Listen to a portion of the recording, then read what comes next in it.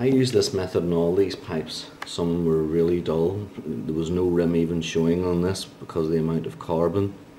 This bowl was completely dull. Again, I was able to get a good shine back on the briar just by using the two nail pads, the fine buffer, which again you can see brings a little bit of dust up just when you do it. And then the rubber buffer, which will bring it back to a shine. Right. This isn't a how-to video, it's just it's how I did video. I mean, I'm not saying what I'm doing is right, what I'm doing is wrong, it's just my experiences. I've never done this before and it was more a little experiment. The last pipe I got, I'll put some photos up now, it was a Giante Morgado. Again, you can see all around the bowl is completely caked, and this one took a little bit more work.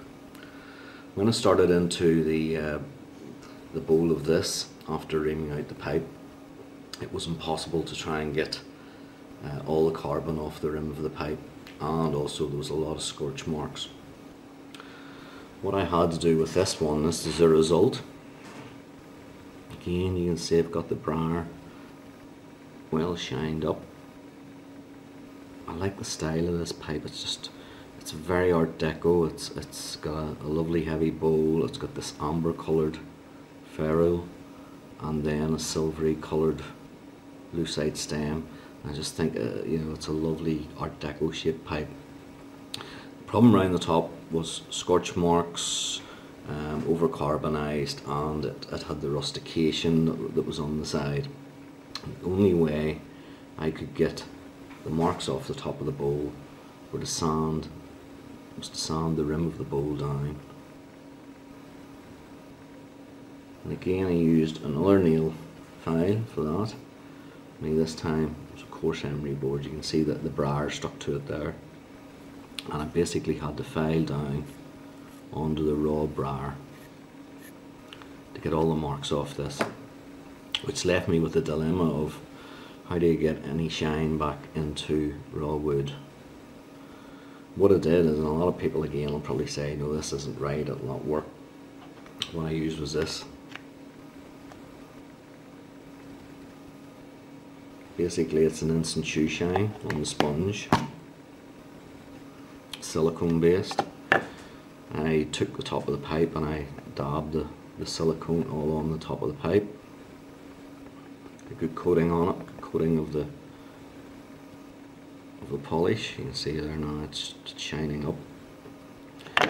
Left it for a few hours, repeated the process, left it for a few hours again to dry, repeated the process again, and then eventually went back to the old polishing up and buffing up the shine with the buffer.